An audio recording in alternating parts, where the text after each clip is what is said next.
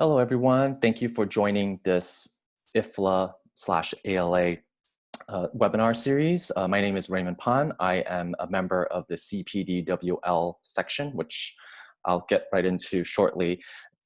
And as an information coordinator, we are really excited to host this webinar called Mindfulness to Manage Workplace Stress and Microaggressions.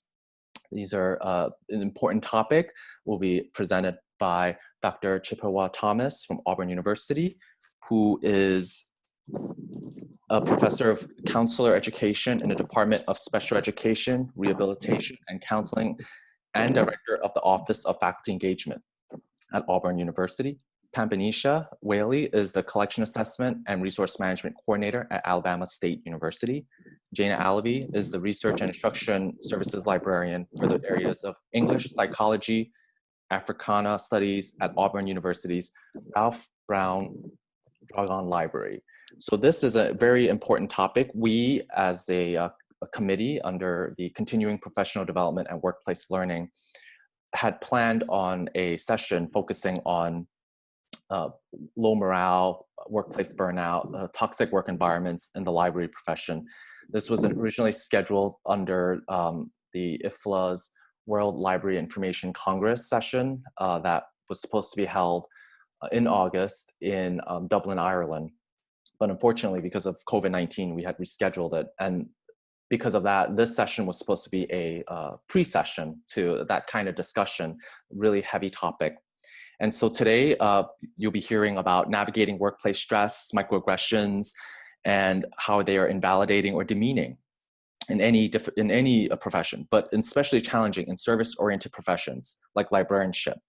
And in addition to identifying and naming stressors and microaggressions, various tools can be employed to mitigate the negative effects of these encounters. So this session will provide attendees with a framework, mindfulness, that can be used to help process the often fraught interactions that may take place in our libraries. And with that, I wanted to ask everyone here who is in this session, if you can just type where you're from, where you're located. It would be of interest to all of us in the chat box. I'll just give it a minute here.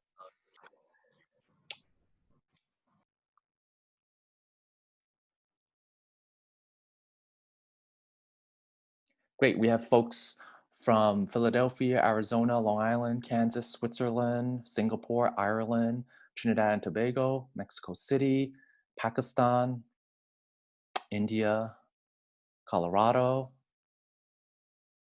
New Jersey, Maryland, Florida, lots of folks from all over the world, which is great. Welcome, all of you. And the presentation will be recorded and will be sent to all of registered attendees. Puerto Rico, Egypt, Nigeria.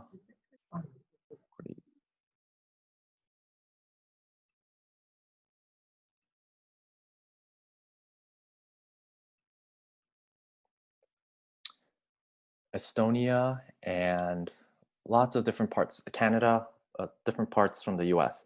Thank you for participating. This is actually a cue for a final sound check. So I'm glad everyone could hear that part. So I wanted to also extend our thanks to our webinar planners and sponsors. So that includes the New Professionals Interest Group, which is a founded in 2004 an open network for library information sciences and new professionals and supporters. And of course, our section here is the CPDWL. It's the Continuing Professional Development and Workplace Learning, embraces all aspects of professional development and learning in the workplace in the period, so post-qualifications to the end of the career. And finally, American Library Association, a nonprofit organization based in the United States that promotes libraries, library education internationally. It is the oldest and largest library association in the world. And so we'll have a survey at the end to distribute to all of you. This is a part of our assessment to see what our attendees would like to learn more and what topics would be of interest. And of course, if you're interested about our sessions, please feel free to search for them. You'll find a lot of information. We have toolkits, different resources, webinars, and we do a lot of collaborations. There will be one coming out in the fall on open access and open science, so stay tuned for that. And of course, if you are on social media, you're welcome to follow the CPDWL social media channels. And there's a hashtag, which is hashtag CPDWL 2020. There's a Twitter, Instagram, and Facebook group that's they're pretty active. And so encourage you to join if you're interested in learning more about our section and what our responsibilities and resources are. So with that, I will pass it to our presenters to share their presentation. Thanks. Good morning, everyone. Thank you so much to Ray for the introduction. Let's see if I can share my screen. All righty. So again, it's just so wonderful that so many of you were able to join us. We're so glad that you're here. Today, we're just going to go through, I guess, sort of a naming exercise. We're sort of attempting to help you find ways to name what you're experiencing and hopefully give you some tools to help you counter it and continue to be successful in the workplace. So we started this out sort of once upon a time in a faraway land, because when we originally thought about this presentation, the world wasn't experiencing what we're experiencing right now. So you have two librarians and a mental health educator who are sort of coming together to try and talk about the ways we experience the profession and the difficulties we have as a profession. And in that previous version of the world, a session on mindfulness and microaggressions and workplace stress pre-COVID is a very different conversation. So we just want to acknowledge that right now, everyone is likely dealing with a workplace definition that has changed. You're dealing with your home life possibly and your work life sort of colliding.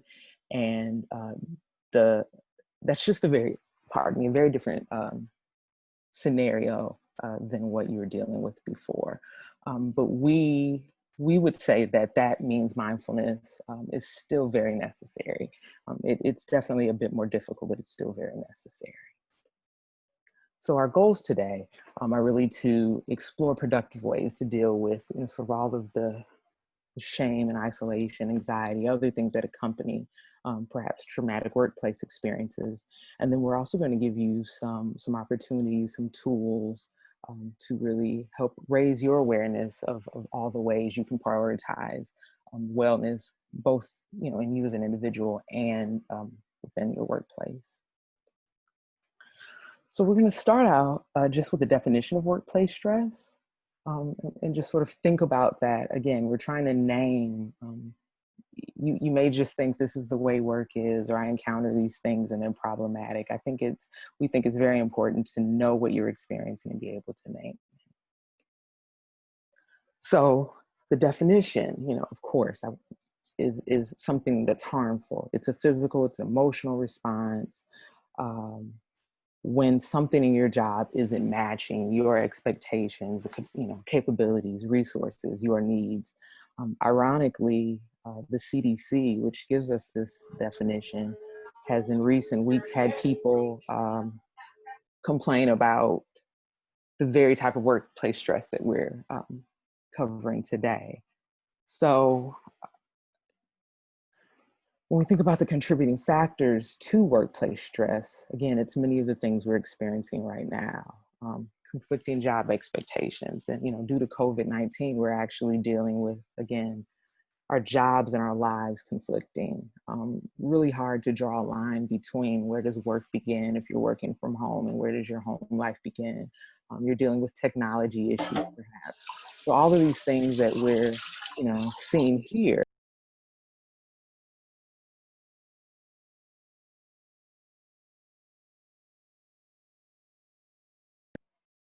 are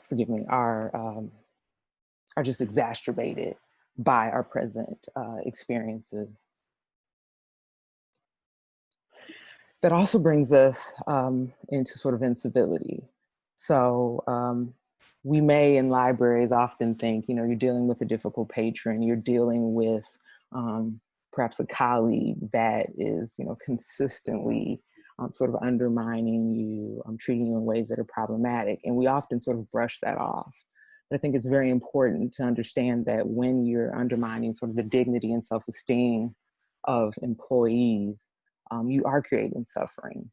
And that starts to connect to people's disengagement in the workplace. It's poisonous to sort of everyone involved. And as we sort of think about the effect that these negative actions or experiences have on us, we have to start to think about it as affecting the engagement of employees in any given place. So do we want to be in a workplace where people are only here, for the money, they're only focused on the job security, or do we want them to really be in a workplace where they enjoy working there, they're inspired by that, and they're able to, connect with others as a result? Right now, we're going to transition to Jana talking about microaggressions and how that factors into this. Thanks, Pam. And I think we'll see as we kind of go through how microaggressions can play a part in workplace stress, and how both of those together, but even separately, can really work to kind of decrease that workplace engagement that we want to see. So we'll start out with a definition. So essentially, microaggressions are subtle denigrating messages that are delivered to people based on their membership in one or more marginalized groups. So it's related to our identity, the groups that we belong to. There's an aspect of power and stereotypes in this as well. The definition that I'm showing on this slide is from Daryl Dwing-Sue's 2010 book, but the concept of microaggressions goes back to the 1970s with Chester Pierce, a Harvard education and psychiatry professor. And so he was looking at trying to explain how racism at that time, so racial microaggressions, how racism and white supremacy were being expressed in kind of increasingly subtle, but still insidious ways. So since then, there's been a lot more research kind of picking up that concept, using that idea. And now microaggressions, so Sue in 2007, he and his colleagues sort of worked on creating a taxonomy, and they're specifically looking at racial microaggressions. And their idea is that if you can't name this thing, then you can't really study and address it. So being able to name and pinpoint some of these things has power and value. So they propose kind of three rough categories that microaggressions fall into. And they're specifically looking at race and ethnicity. That's the lens that I tend to look at it through. But microaggressions, that framework has also been expanded to apply to really any kind of marginalized group. So it can be, there can be gender microaggressions, sexual orientation, religion, disability microaggressions. So it really can get at all those different aspects of our identity. And I would say that microaggressions mean micro is not small or insignificant. It means kind of interpersonal. So it was a way to distinguish between systemic or institutional racism. In those sort of micro assaults, insults, invalidations, that's kind of a continuum where micro assaults are going to be the more blatant, overt acts of racism or sexism. Micro insults, oftentimes those are kind of subtle snubs, and it might even be like a backhanded compliment. And then micro invalidations are kind of messages that convey that you don't believe the experiences of people of color or people from certain marginalized groups. So you're kind of denying their experiences and their existence. So a couple of concrete examples, and these are both from Sue. So again, they're going to be focused more on race and ethnicity. But so the message that might be conveyed is, well, what you might say is, you might ask an Asian person, hey, help me with my math or science problem here. Which doesn't on the surface seem like it's a very negative or bad thing to ask someone for help with. But there's another message that ends up being conveyed along with that. And that's that the stereotype that all Asians are good at math and science. Another example might be saying something like, oh, there's only one race, the human race, we're all part of the same race. And again, like that's a lofty goal that we would all sort of view things that way. But the other underlying message is that you're denying sort of the individual as a racial cultural being. So a lot of microaggressions, they might be delivered unintentionally or unconsciously, but the effect on the person who's receiving that is still kind of like, that didn't sit right. That didn't feel good, right? And the other thing about microaggressions is that they're just constant. So if you think about somebody just sort of constantly, poking you, it has some real insidious effects, and they add up, they're cumulative.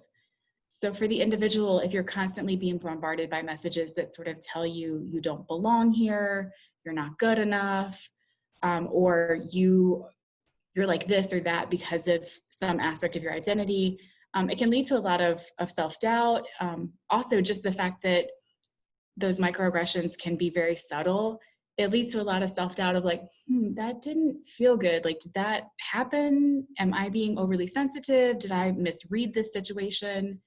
So there can be a lot of self-doubt, a lot of frustration with having to work through and process that, a lot of anger. It can also lead to some isolation if you decide, okay, well, I don't want to engage with this person because every time I do, I keep getting these messages that I don't belong, or I'm not part of this group, or I'm not sort of worth being here.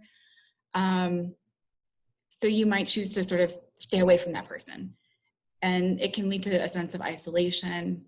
Another common approach is to sort of say, if you're a member of a marginalized group, okay, well, I just have to work twice as hard and just prove that I am competent and capable, and then I can be successful, which then very quickly can lead to exhaustion. On the second row, we see kind of the consequences for the organization. So when you have people who are having to sort of process all these emotions and feelings, it can lead to decreased productivity, decreased engagement in the organization. It can lead to increased turnover.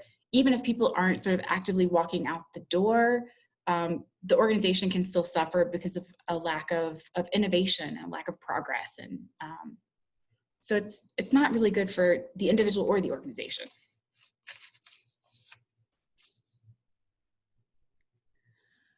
And so I wanted to share, I think once you start kind of learning about microaggressions, the first kind of thing is like, okay, well, so now what do we do about it? And so I wanted to share, Thurber and D'Angelo have an article from 2018. You might know Robin DiAngelo's name from her work on white fragility. So Thurber and D'Angelo are looking at microaggressions and some of the kind of diversity, equity training that they do. And so they have developed some principles for intervening when you are the target of a microaggression, or when you are the witness to a microaggression, or if you're the perpetrator. And one of the reasons that they give us principles for intervening instead of kind of a playbook is because however you respond is going to be so dependent on the context that you're in, the relationship that you have with the people involved, power dynamics, all of that. So they do sort of highlight, if you're the target, biggest like star, most important message here is that your first responsibility is to yourself. And so you don't owe anybody a response.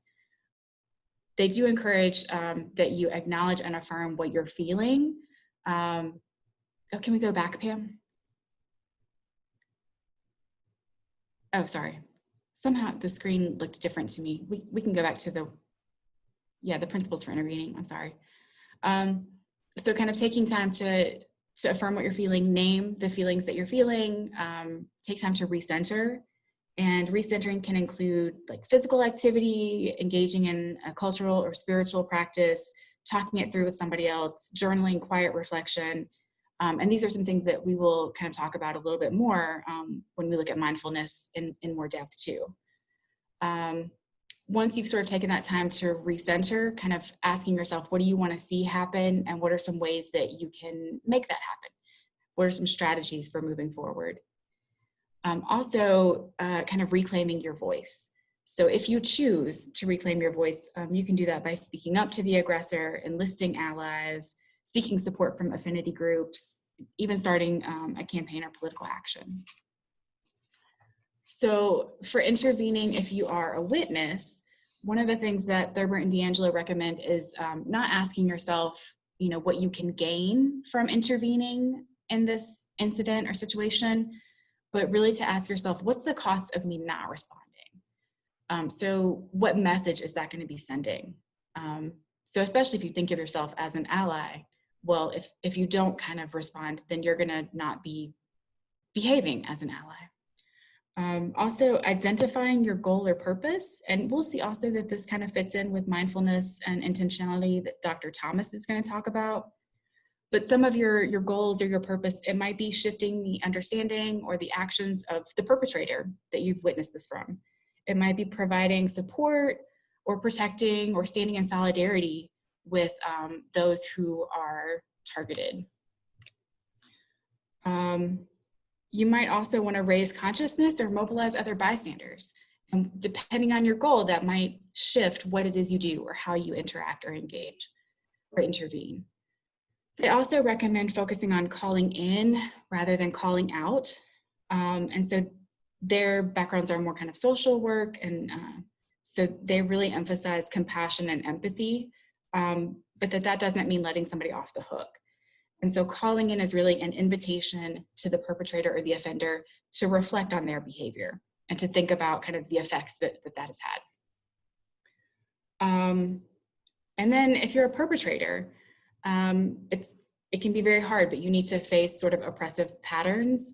We all are social, cultural beings where we live in a society, no matter where we are, which society we're in, where there's a lot of oppression at various levels. And so we've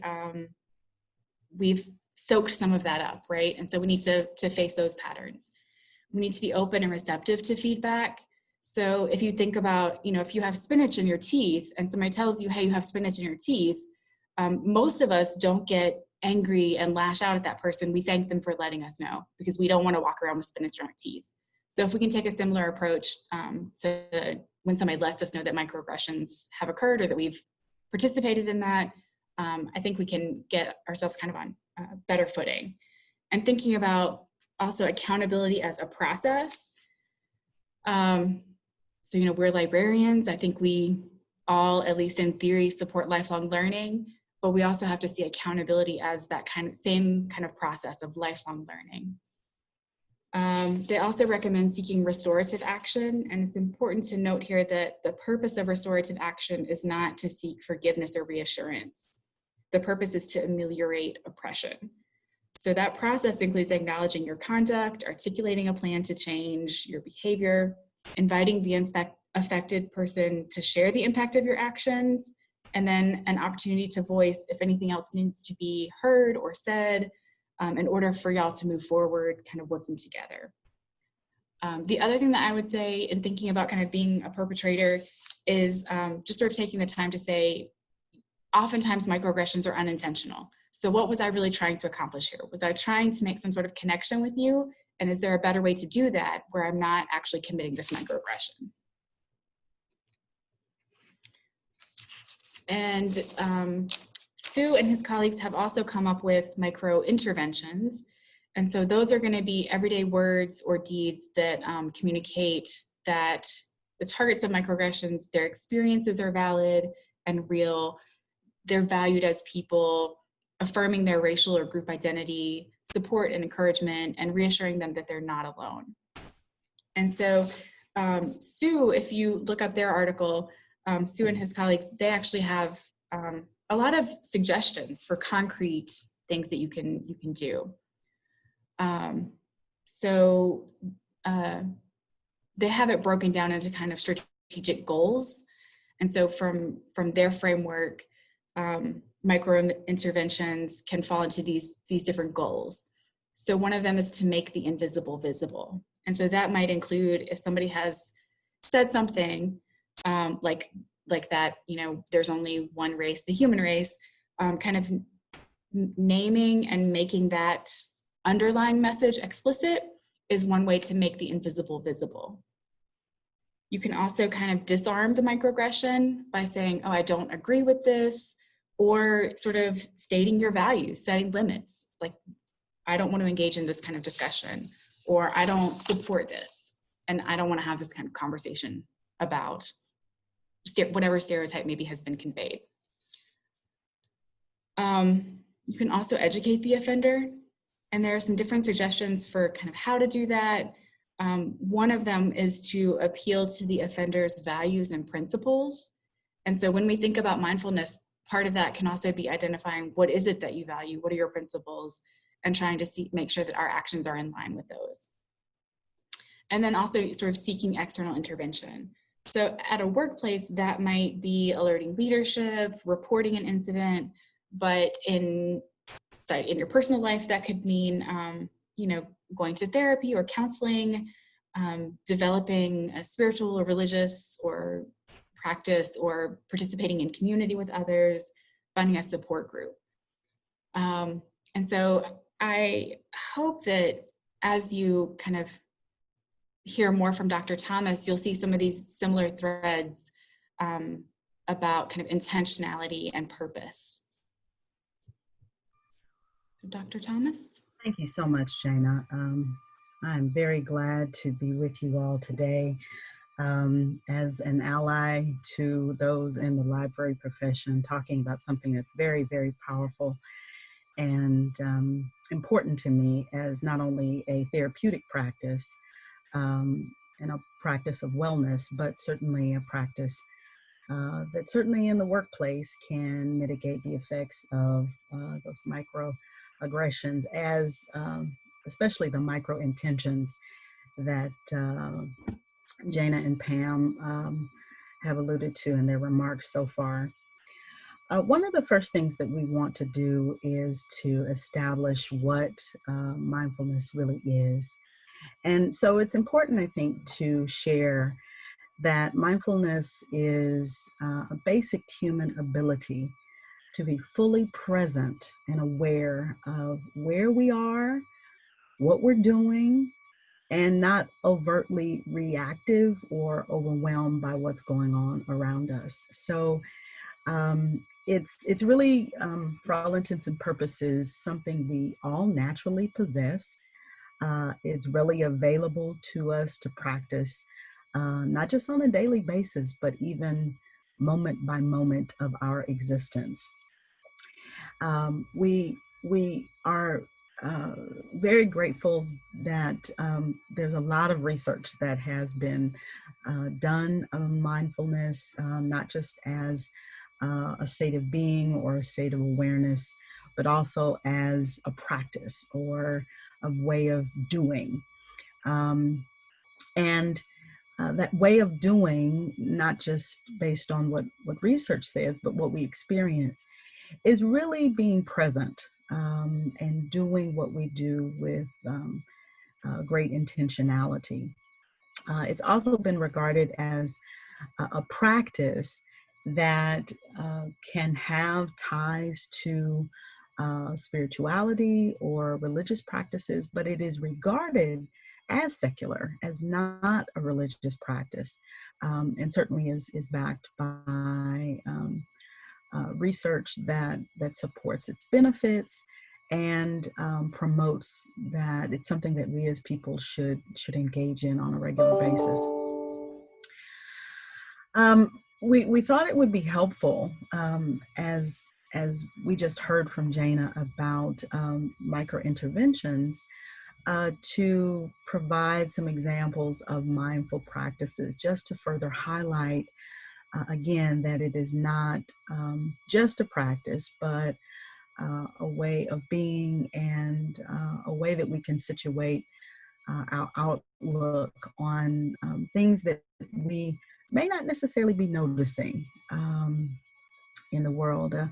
When we think about the experiences of other people, or we even think about the experiences we have on a day-to-day basis, I think it's important to point out that we can oftentimes be overwhelmed with just how much is going on and how much data we're being inundated with, from emails to the things that are work assignments and projects. And so I think it's really good that we highlight mindful practices as those things that we can focus our attention on and be intentional in doing. So what you have in front of you is simply just a list of the many ways that mindfulness can be practiced, can show up in what you do and how you are. Certainly by intentionally doing, that very simply means that we're doing what we do on purpose for a purpose. And that can involve focusing, noticing, centering, giving and paying attention to the things that we do.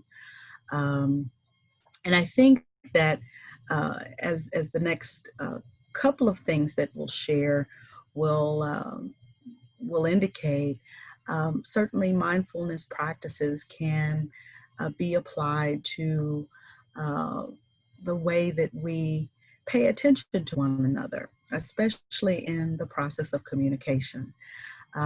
We often think about communication as verbal solely, but we have to also recall and remember that in order to mindfully communicate, we have to remember the different types of nonverbal communication, or even the ways that we communicate by body language. And that a good majority of communication happens by listening and processing information and understanding. And so some examples of mindfulness practices is intentionally naming a feeling or something that has actually happened. As in the example that was shared earlier in the micro intentions that were given as examples that Jana mentioned, but also stating or describing a feeling, naming, and then certainly setting the limits or even boundaries that are necessary to help one continue to exist, especially in an environment where microaggressions continue to, be rendered against a person. Another very popular form of mindfulness practice, one that is often, I think, thought of when we think of mindfulness, and that is meditation. Meditative action can certainly take place in focusing the body and paying attention to the functions of the body while breathing. Using guided meditation by focusing on a place or a thing in order to de-escalate feelings of anxiety is another, as well as more recently the practice of washing your hands, for example, for 20 seconds or more to ensure that you have either disinfected or removed any contaminants from your hands, from your hands by washing with soap and warm water. I've found it particularly calming during this period, as frequently as I'm washing my hands, to use a way to de-escalate my mind and use the washing hands activity as a mindful moment. I would encourage you to do the same. And then certainly the mindful inquiry. As Jana mentioned earlier, that the principles of intervening can be done mindfully. And I would encourage each of you that if you embark upon such an action, or put action steps in place, that you do so mindfully, and keep in mind that there are healthy ways to communicate. which we'll describe next. And in those healthy ways to communicate, you can practice something that we're all not always the best at. And that is when you choose to act and you choose to say something,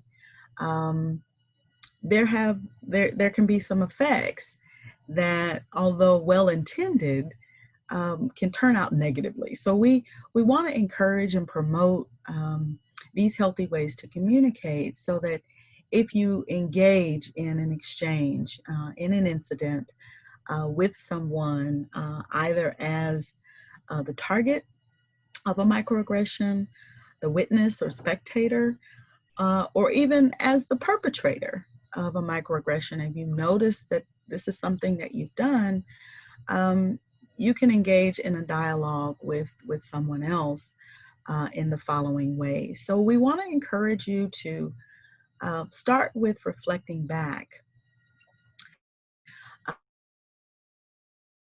with what folks have experienced, and then continue through these steps until we're able to notice some things, to pay attention to what's going on within us as we're communicating.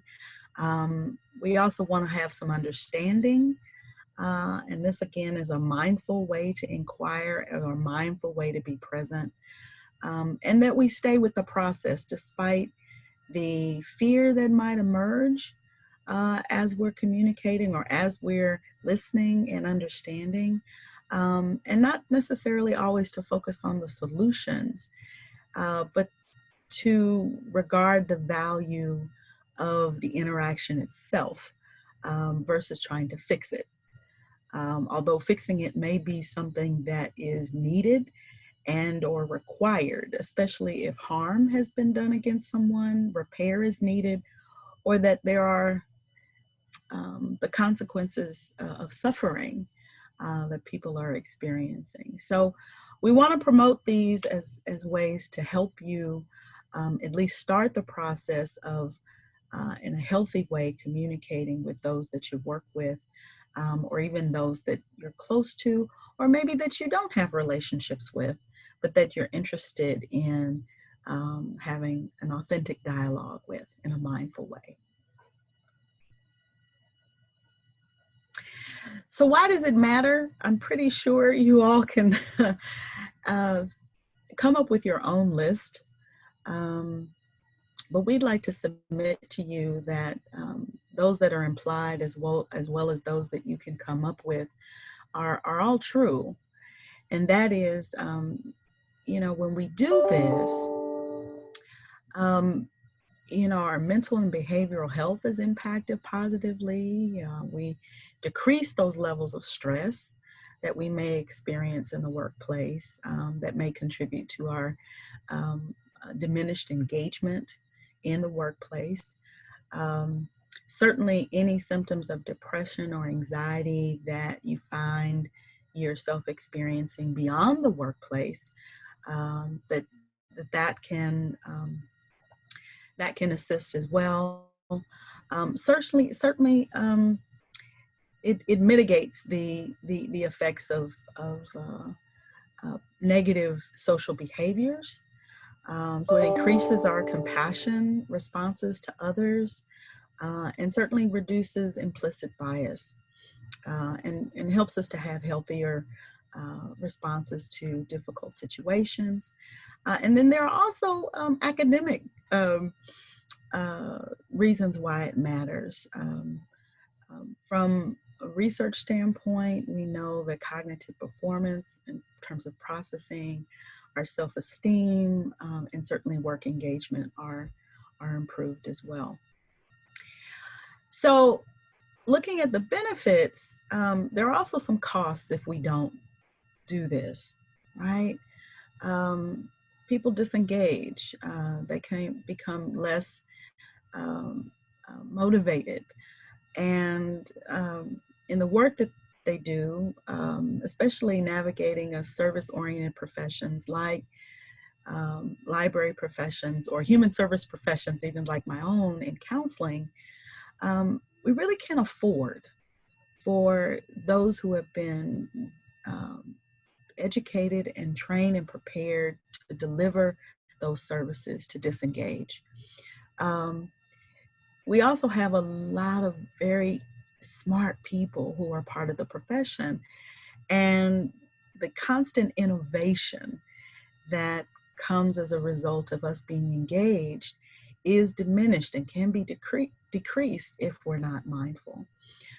Certainly, there's increased turnover in employees, leaving or seeking other job or employment opportunities, and then certainly increased feelings of isolation and burnout that again contribute to a cycle of disengagement that we really just can't afford um, in the profession.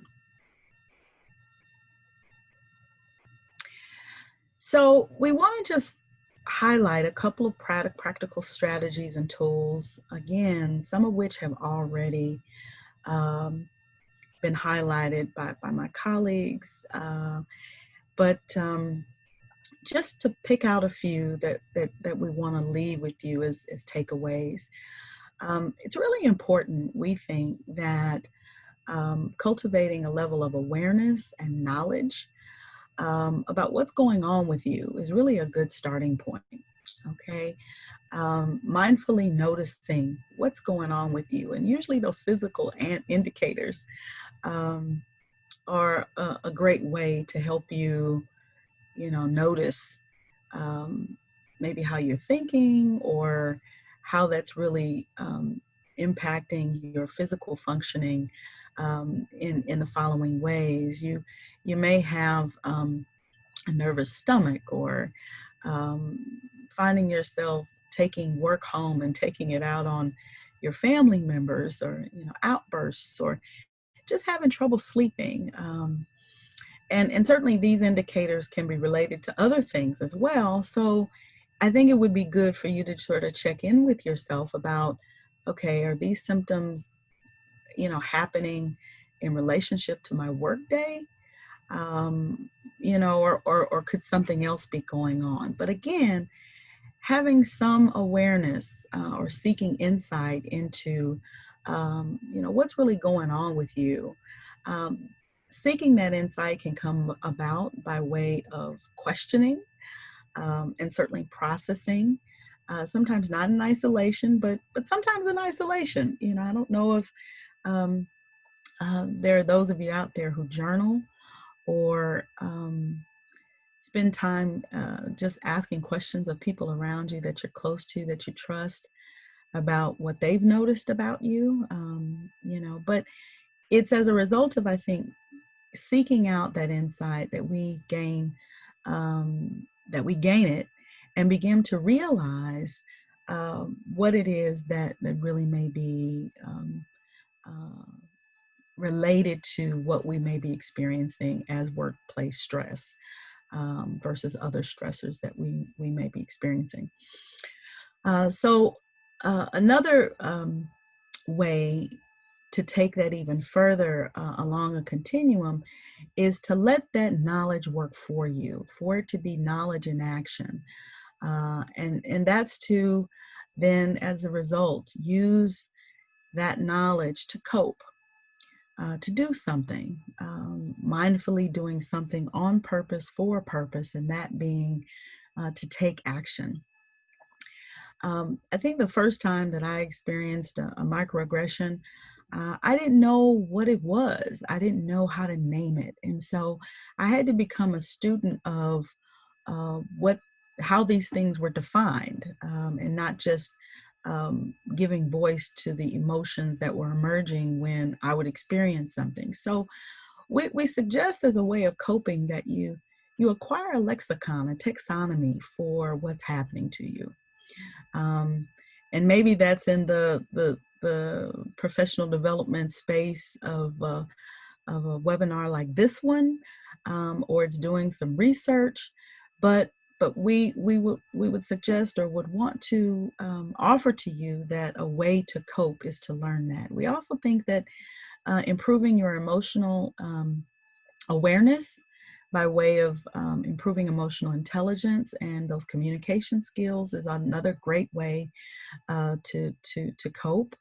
Knowing what the human resource policies and practices of your workplace are can be quite empowering. So, two is becoming informed about the legal avenues that are available to you if you have to file a civil action lawsuit, or take some civil action against how you're being treated, especially if it involves discriminatory practices. We also suggest that a way of coping is to document those incidents, and go beyond the journaling to then share those incident reports with supervisors or leaders in your profession. And then one other that I think is one that we should all engage in on a regular basis is self-care. And that, of course, can look very different for all of us. But again, collecting some data, learning more about what really helps you to cope with very tense and anxious situations, and then engaging in those activities as a measure of mindful self-care on a regular basis is also great. The last thing that we want to, again, offer as a takeaway is that awareness and knowledge as a way of coping really happens over the course of the lifetime. And that lifelong learning is something that we should commit ourselves to in order to achieve optimal wellness. So this really becomes life work. Practicing mindfulness, whether it be therapeutic, individual, or collective or corporate mindful practices in the workplace, we want to encourage you to do those things. As was stated earlier, we want you to seek out assistance from a human service professional, whether that be a counselor, whether that be a life coach, whether that be a sage, or a person that helps you work out and process the things that maybe are not readily available to you by way of insight, but to seek assistance and not to also feel like you have to do it alone. And that means cultivating relationships that lead to a community, a circle of individuals that will help you, again, continue on this life's path toward and maintenance of wellness.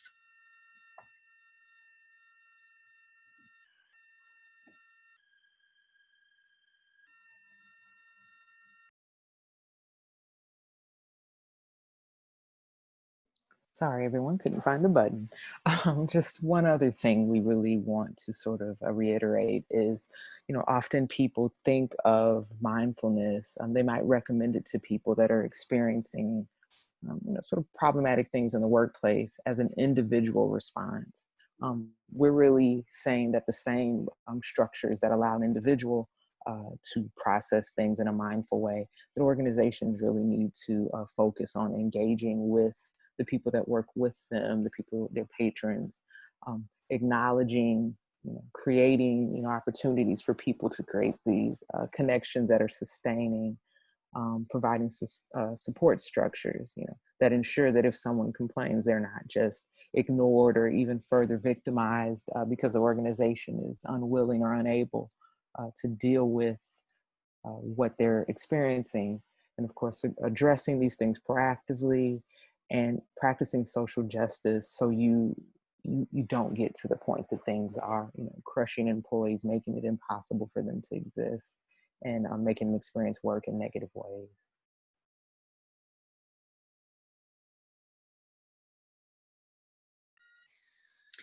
So we want to offer a couple of additional tools that we think would be really, really good. Pam, if you could go back to the previous slide. We just want to highlight those tools for you.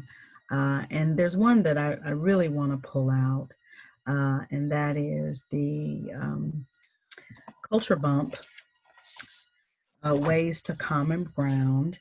Dr. Carol Archer and Associates has a wonderful curriculum for 8 steps. And so we have that linked as part of those additional tools for those of you who want to beef up or check in with yourself about emotional intelligence. There's a toolkit that we recommend. And then certainly learning more about mental health matters. The Center for Mental Health in the Workplace is a really good resource. And then certainly for other relationships that impact us as human beings, the Gottman Institute, as practitioners, certainly the Stir Fry seminars, as well as on the next slide as well, the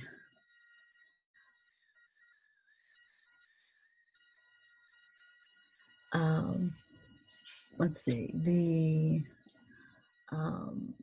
Alabama Healthy Marriage Initiative, like in the Gottman Institute materials for healthy relationship information, as well as the care training for relationships between parent and child.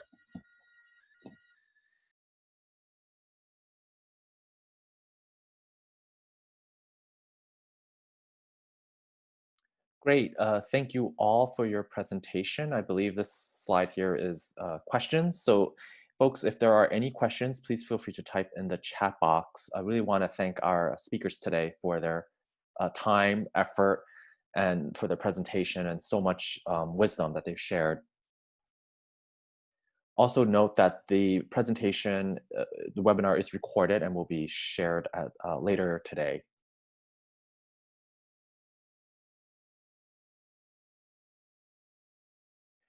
So one question I have to get the conversation going is for our speakers is about bias. In one of your slides, you had mentioned in your workplaces, thinking about addressing implicit bias.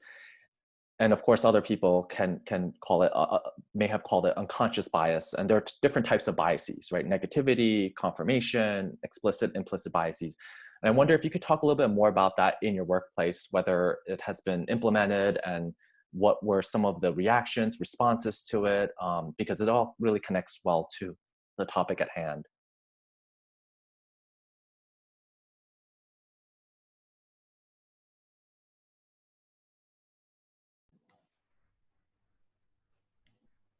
So one of the hard things about a virtual presentation is I'm not sure which of my co-panelists is staring the hardest at each other or myself. So I guess I will kind of try to tackle your question, I think, Ray, but maybe not very well.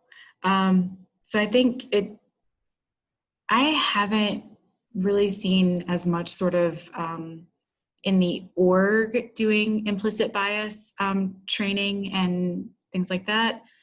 I've heard of it in some situations. Sometimes you can do it with search committee training, where you're trying to make sure that you are, looking at applicants without that sort of biased lens.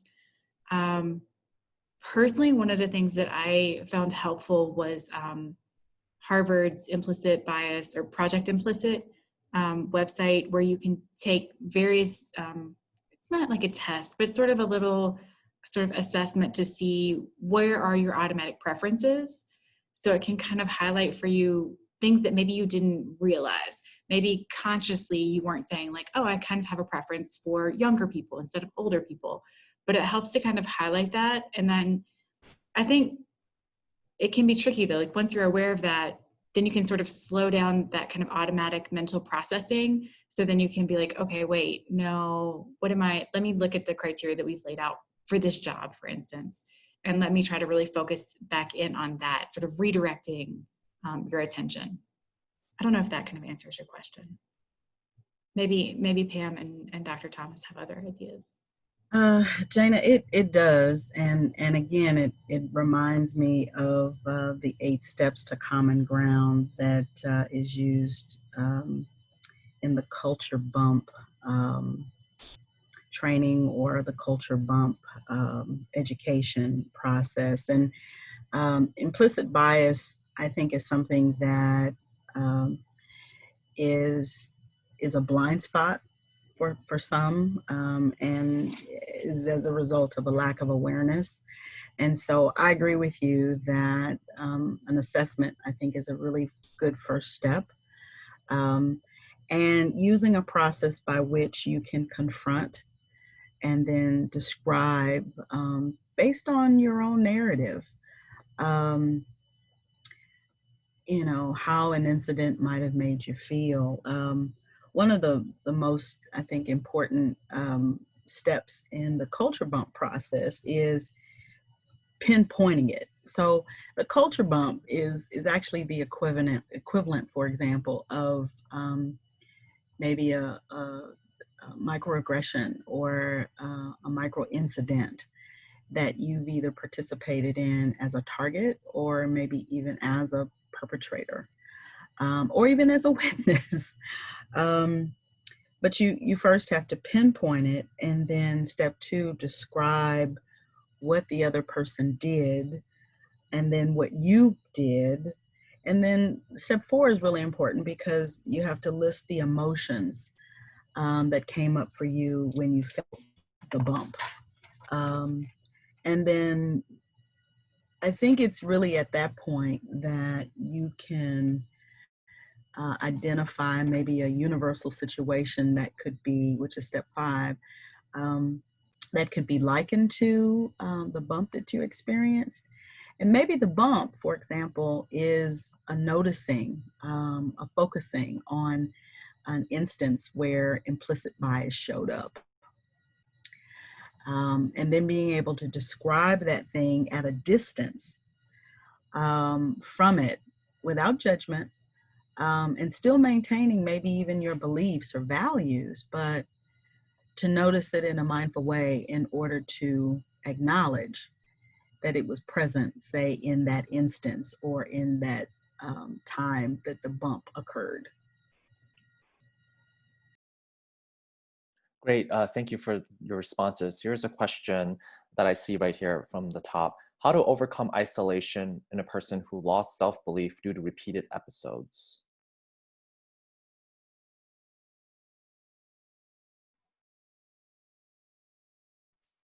Wow, that is, having experienced that in the workplace, I just want to say that that is such a difficult one to deal with. Just the fact that you know that that's happened, I think it is already putting you on a very powerful, you know, sort of path forward. I will speak sort of a mix of what worked for me and also what a lot of the literature sort of speaks to. And community is probably the most important part with that. If you can find someone that helps you know these things are real, your ability to name what has happened to you, and to hopefully come up with steps that will help you, you know, mitigate, take care of your own personal wellness, and then deal with, you know, sort of all the other things that happen as a result of those experiences. I think that's a good place to start. I would highly recommend attending to it and then engaging in processing of what has happened to you. There was a word used earlier by one of my colleagues that really resonated with me, because when microaggressions, for example, are experienced on a regular basis and they're unavoidable, the fight or flight response sets in, or the sense of being immobilized by it. And so the negative effects can result in suffering. And I think the quicker that you can identify harm that's been done, and to come up with a way to address the harm, whether the person's willing to change or not. Come up with an action plan to help yourself recover, or even to engage in an opportunity to seek a repair of that suffering or harm, I think is a healthy step toward maintaining your wellness and not being overcome by a repeated offensive experience that can result in isolation. Yeah, keeping away from isolation is really key, and it's important because you can die a slow death, and not existentially speaking necessarily, but the meaning associated with that, but one that can diminish your personhood, your humanity, and you want the opposite of that in order to remain well. Great, thank you. Unfortunately, we are at the top of the hour, so we want to respect everyone's time. I know everyone is coming from all over the world, and so I want to again thank our speakers for their presentations, for their responses to some of your questions. And again, we will send out the recording to all of you, including the slides. And thank you all for joining, and enjoy the rest of the day wherever you are located. Thank you.